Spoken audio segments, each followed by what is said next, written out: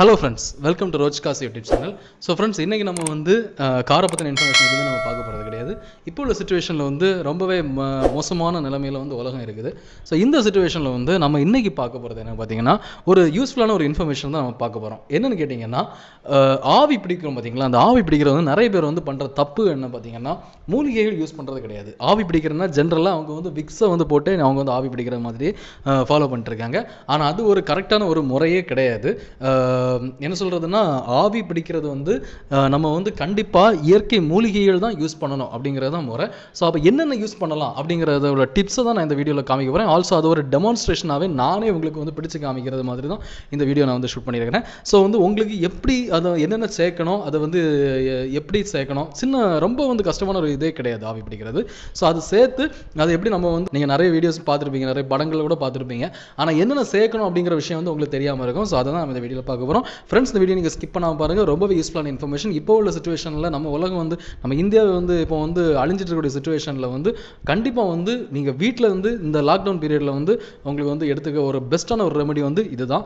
ஆவி பிடிக்கிறது மட்டும்தான் ஒரு பெஸ்ட்டான ரெமெடின்னு சொல்லணும். ஸோ வந்து கண்டிப்பாக அந்த வீடியோ ஸ்கிப் பண்ணாமல் பாருங்கள். வாங்க ஃப்ரெண்ட்ஸ், வீடியோக்குள்ளே போகலாம். இதுவரை ரோஜ்காஸ் யூடியூப் சேனலை சப்ஸ்கிரைப் பண்ண வந்தீங்கன்னா சப்ஸ்கிரைப்ங்கிற பட்டனை ப்ரெஸ் பண்ணிவிட்டு அப்படியே பக்கத்தில் இருக்கிற பெல் ஐக்கானை ப்ரெஸ் பண்ணி ஆல் அப்படிங்கிற சிம்பலை வந்து கொடுத்துக்கோங்க. ஸோ ஃப்ரெண்ட்ஸ், இதில் வந்து இலைகள் சேர்க்குறதுக்கு முன்னால் இதில் வந்து குடல் என்ன சேர்க்கணும்னு பார்த்தீங்கன்னா, சுக்கு, நல்ல மிளகு, திப்பிலி இந்த 3 வந்து சேர்த்துக்கணும். அதுக்கப்புறம் நம்ம வந்து இலைகளை சேர்த்துக்கலாம். ஸோ இதில் சின்ன சின்ன இலைகள் இருக்குது பார்த்தீங்களா, அது என்னென்னு பார்த்தீங்கன்னா, நான் இப்போ காமிக்கிறது வந்து நவரப்பச்சலைன்னு சொல்லுவாங்க, இல்லைனா கற்பூரவள்ளி இலைன்னு சொல்லுவாங்க. புரியுதா? ஸோ நவரப்பச்சலை இல்லைனா கற்பூரவள்ளி அந்த மாதிரி சொல்லுவாங்க.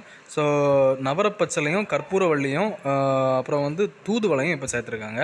ஸோ இனி நம்ம வந்து முருங்கை இலை சேர்த்துக்கலாம்.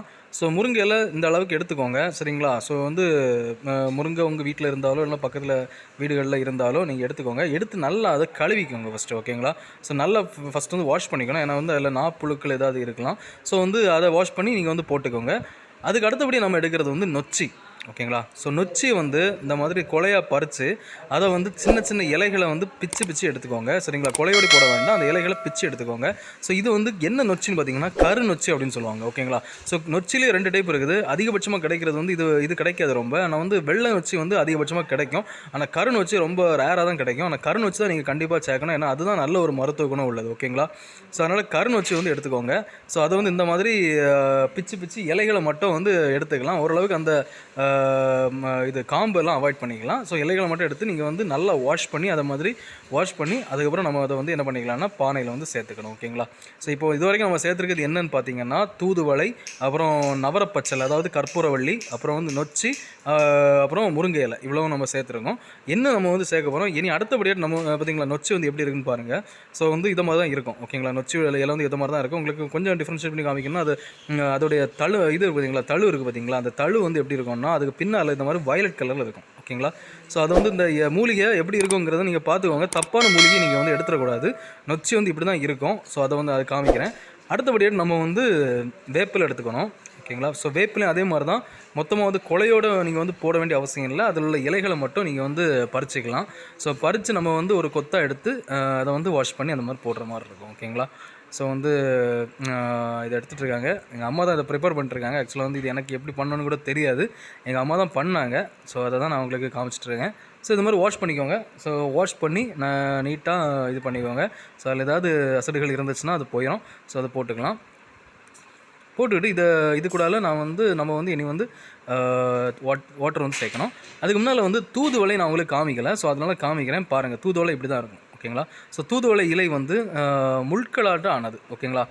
அந்த இலைக்கு பின்னாலேயே முள் இருக்கும், ஓகேங்களா? ஸோ பார்த்தீங்கன்னா தெரியுது, அதில் வந்து ஹோல்ஸ் கணக்காக இருக்குது பார்த்தீங்களா, அதெல்லாம் முள் வந்து பிச்சு எடுத்துருக்கோம். ஸோ வந்து எடுக்கும்போதே உங்களுக்கு கையில் வந்து குத்தம். ஸோ அந்த மாதிரி இருக்கும். ஆல்சோ அது பார்க்குறதுக்கு ஒரு ஷேப்லெஸ்ஸாகவே இருக்கும், ஓகேங்களா? ஸோ ஷேப்லெஸ் அமீபா எப்படி இருக்கும் பார்த்துருக்கீங்களா? அந்த அமீபா ஷேப் இருக்கும் பார்த்துருக்கீங்களா, அதே மாதிரி தான் இருக்கும். ஸோ அடுத்தல நம்ம சேர்க்க போகிறது வந்து கருந்துளசி, ஓகேங்களா? ஸோ இதை உங்கள்கிட்ட மறந்துட்டேன். ஸோ வந்து துளசியில் வந்து 2 வகை இருக்குது. அதில் வந்து கருந்துளசி தான் நீங்கள் வந்து பார்த்து சேர்க்கணும். ஸோ கருந்துளசி இப்படி தான் இருக்கும் பாருங்கள். நான் உங்களுக்கு காமிச்சிட்ருக்கேன் பார்த்தீங்களா. ஸோ இதை மாதிரி தான் இருக்கும். ஸோ அதெல்லாம் சேர்த்து அதுக்கப்புறம் கொஞ்சம் தண்ணி எடுத்துக்கோங்க. தண்ணி வந்து எந்த அளவுக்கு எடுத்துக்கணும்னு நீங்கள் பாருங்கள். இவ்வளோ தான் எடுக்கணும், ஓகேங்களா. ஸோ நம்ம இவ்வளோ கண்டென்ட் எடுக்கிறோன்னா அந்த கண்டென்ட்டுக்கு தண்ணி கொஞ்சம் தான் நம்ம வந்து சேர்க்கணும். சேர்த்து நம்ம வந்து என்ன பண்ணிக்கலாம்னா இனி வந்து குக் பண்ணிக்கலாம். ஸோ இது வந்து கருந்துளசி. ஸோ கருந்துளசி வந்து கொஞ்சம் வித்தியாசமாக இருக்கும். நார்மல் துளசியில் வந்து கொஞ்சம் டார்க்காக இருக்கும், ஓகேங்களா. நார்மல் துளசி இலையில் வந்து கொஞ்சம் டார்க்காக இருக்கும் கருந்துளசி. ஸோ அதான் நீங்கள் வந்து பார்த்துட்ருக்கீங்க. ஸோ இப்போ நம்ம குக் பண்ண ஆரம்பிச்சிடலாம். ஸோ வந்து பாயில் பண்ணணும். பாயில் ஆகி ரொம்ப அந்த எவாப்ரேட் ஆகி போகிறது மாதிரி பாயில் பண்ணக்கூடாது. நம்ம எடுக்க போகிறோம். இனி வந்து எடுக்க போகிறோம். ஏன்னா ஓரளவுக்கு கண்டிஷன் வந்துச்சு, ஆவியெல்லாம் பறக்க ஆரம்பிச்சிடுச்சு. இனி நம்ம எடுத்து நம்ம ஆவி பிடிக்கலாம்.